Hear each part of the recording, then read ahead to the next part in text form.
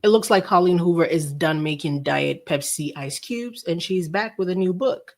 Could it be about our very own Blake Lively? I'm not really sure. What I am sure is, well, let me not give you everything right now. We'll talk about that. Also, be ready to place your last bets on who the mystery person is in the declaration because I have some ideas. Let's get into it.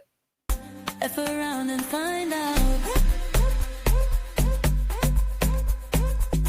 Hello there, beautiful people, and welcome back to another episode of F Around and Find Out. I'm your host, Elsie. I appreciate you for being here. So we're going to start with Colleen Hoover's new book and what the book is supposed to be about and why some people think it could be about Blake, which I don't really think so. I do find the title interesting. I have some theories about that. But then later on, we're going to take a vote as to who we think is, the redacted person in the declaration. I have some thoughts. I also had someone send me a message about who they think it could be. And now that message has kind of disappeared. So now I'm really, really worried. But I'm going to tell you about that in a minute. But first, let's listen to Colleen Hoover and what this book is supposed to be about. Colleen Hoover, we can exclusively announce the best-selling author's next book. Are you ready? Yeah. Okay. Here it is. It's called Woman Down. The story is about a frustrated author looking for her muse in a remote hideaway. But what she finds defies all expectations and reality. Dun, dun, dun. We have a special message from the author herself. Take a look. Hi guys, I'm Colleen Hoover, author of It Ends With Us, Verity, Reminders of Him, and a few others. And now I'm so excited to say that I am the author of a new book called Woman Down. It is a thriller, probably one of the darkest books I've written so far. And I just want to say a quick thank you for being so patient and supportive. This one took me a while to finally get another book out for you, but I'm excited for you guys to read it. The part of this they didn't say in this video is the fact that apparently the book follows a frustrated author who goes to a secluded lakeside cabin for inspiration. And when a detective shows up with disturbing news, her creativity comes back. But when the investigator starts taking his role in her life too seriously, the author must confront her past and reclaim her own reputation. Now, do I think this book is about Blake Lively? Absolutely not. I don't think so. Do I think she started writing this after It Ends With Us in the saga? Possibly. I'm not in her house. I'm not in her diary. I'm not in her process. Do I think this girl in this cover could slightly look like Blake Lively? Yes, there's a resemblance. If you say you don't see a resemblance, beloved, you're lying to yourself. That woman could be a Blake Lively, play a Blake Lively stand-in, if you will. Now, the title Woman Down, do I also think before this saga, would she have named it Woman Down? No. I feel like she probably would have named it something like In the Cabin or At the Cabin or whatever other title. Her naming it Woman Down right now in this climate, having this woman in the background who could possibly be a Blake Lively stand-in. Do I think that helps sales? Yes. Am I buying it? No. Are you? I don't know. But to a person who is even a pedestrian follower of this case, who reads Colleen Hoover books or who reads books in general, you see that the woman who wrote It Ends With Us, who started this drama, if you will, just came out with a new book. And the title is Woman Down. And it's about a woman and her reputation and just the words woman, reputation, woman down. And the cover alone sells some books. Believe me, that alone is going to account for a percentage of the sales. I don't even care if it accounts for one sale, but I think it's strategically placed and I think it's meant to influence buyers. You don't have to agree with me. Let me know if you do or not, but that's how I feel about it. It's a little too on the nose. You know what I mean? Back to Blake Lively and her whoever she has that wrote this, declaration that's redacted. When we last spoke, I told you guys not to even concern yourself with it because it is so inconsequential. I mean, the levels at which I find this document to be inconsequential cannot be stated enough. It means absolutely nothing. And maybe because I'm not a lawyer, some of you didn't believe me because some people were like, this could really hurt Justin. This could be really bad. And then TMZ also went on and wrote the article where they said, I believe, let's read it really quickly. I think they said the person is willing and ready to testify. TMZ came out with this headline a couple of days ago when the story broke. And if you go further down in the story, this is where, again, it was always ridiculous to me that this story was even coming out. But right here, TMZ says, a source with knowledge tells TMZ the person worked on a different project with Justin Baldoni, not It Ends With Us, and they're likely to testify against Justin in Blake's trial. Which, like I said already, like this was going nowhere. This held no weight. So why would they even be testifying? And lo and behold, not actually Golden, who is one of the lawyers over on TikTok who breaks down the docket, went ahead and posted this video. So I figured I would show you guys and hopefully you would believe her considering she's a lawyer. This is what she had to say. But the TMZ article that came out late yesterday, or it was late yesterday to me because I was at work, about that declaration, the declaration that was attached to the sanctions motion was weird and sketchy to begin with to me because there was absolutely zero legal or procedural basis for redacting the name of that person. Zero. So why redact it? And it seemed very irrelevant because, as I stated before and others have stated, it has nothing to do with sexual harassment or retaliation. It was at most that Justin had been like they'd had negative interactions with him on set. But when I read in TMZ last night that, they say it's an exclusive, it obviously came from the Lively camp, that this person who signed this declaration is absolutely going to testify, that was the one, you guys. That just knocked me over with a feather.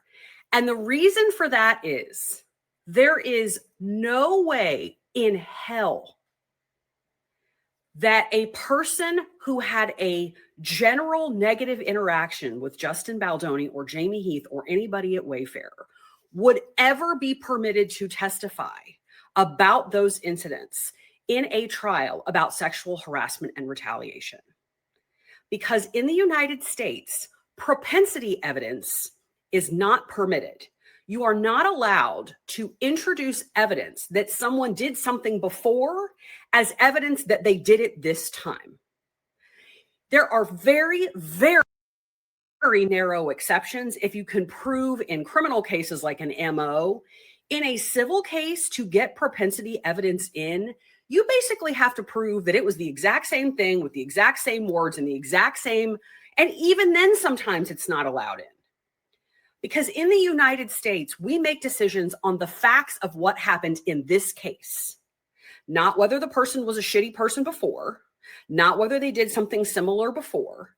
If they never got convicted of a crime, even convictions of crimes you can't always introduce. So for her team to tell TMZ this person is going to testify is the thing I needed for me to finally start coming to the conclusion that they may not have anything. If this is what they have, they don't have much. And then they add this mystery declarant, this mystery witness that says that they were verbally abused by Baldoni and testifies under oath, even though they're a mystery person, that Baldoni was not allowed on this set of this other project. Don't even know what this other project is.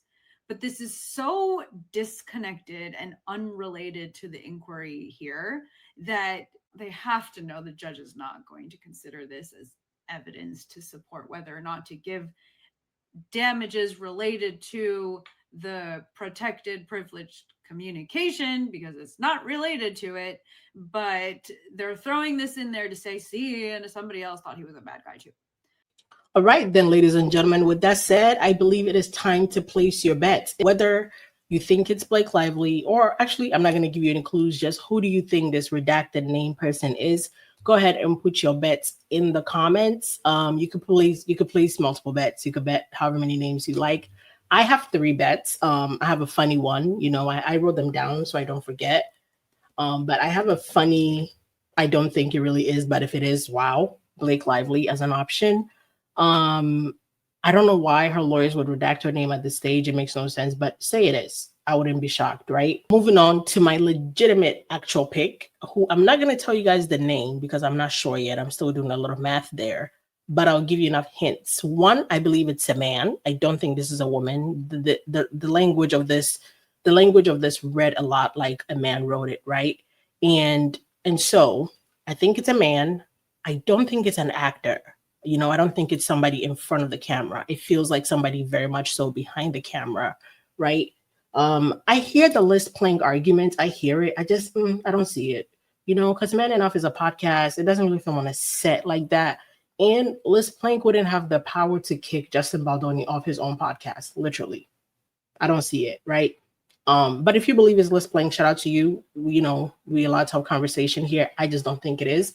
But again, like I said, I'm not gonna tell you guys the name, but it's like possibly a man behind the camera. When it comes out, I will be sure. And I wrote it down here, and we're gonna confirm once it does happen. And my dark horse person is somebody. I received a message from one of you guys to check out this tweet that you sent me, and it was a tweet that is now deleted, right? But this is what the tweet said. Liz Plank stopped working with Justin Baldoni on the Men Enough podcast, April 2024. She was only seen with guests and Jamie Heath thereafter. But I also believe around that time, Justin was going through a lot with the movie. He was probably just busy. So I don't count that as a reason. And then this person commented under it and said, it's Karan Soni from A Nice Indian Boy and Deadpool 1, 2, and 3. And I said, oh. So I went to go check the tweet out myself. And lo and behold, by the time I got there, vanished. The tweet has been deleted. And I'm like, excuse me? That's weird, right? Like, why would that be deleted? So I don't know what that means. I'm putting some weight behind that. So that is why Karan Soni is my dark horse possible person. And the name is short enough. If you go on Karan's Instagram, you can see right there, Deadpool and A Nice Indian Boy are in his bio. But if you check out who he follows, he only follows Wayfair Studio, not Justin, not Jamie, not Jen Abel, not anybody else, right? But, and however, if you look at the Wayfair Studios website, right, the producer list does include Justin Baldoni right there, as you can see. So do I think, there is also a possibility he could have been a producer on the show. He could have been a producer on the movie, got his credit, but was never on the set. But I also don't think it is. I don't know. This doesn't seem correct to me, but is the reason we don't know and we're all guessing. So place your bets. This is the last time we're going to talk about this unless it comes up again in another way. But I don't plan on rehashing this redacted story again and we are going to find out. I know somebody was saying, we're probably never going to find out who it is. We are going to find out. It cannot stay redacted forever. We will find out eventually. Now, before we go, I wanted to just quickly tackle this because I'm not even going to read the entire document. Just wanted to point out the ridiculousness of the Lively parties trying to suggest that the Wayfair parties have produced over 80,000 pages of documents late last night, which will take days to process and more to review. First of all, we are how many documents now? 751 documents deep on this docket. There is not even 80,000 pages of documents on the docket as a whole. How do you possibly come up with the number 80? Our lawyers forbidden from doing math because we went from the million hours of footage to now 80,000 pages. That is just not an accurate number. Judge Lyman did come back denying the Wayfair party's request to have an extension. And at this point, that's all fine and well with me. Let's just move on at this point. Let's get discovery done with. Let's get some depositions and let's just move right on and get to the meat and potatoes of the situation. I appreciate you for being here. Thank you so much. Please be kind to one another. The world is a crazy place. Online is an even crazier place. So do well to take care of yourself, your mental health, and check on your loved ones. I appreciate you for being here. Have yourselves a great day, and I'll see you on the next one. Have a good day. Bye-bye.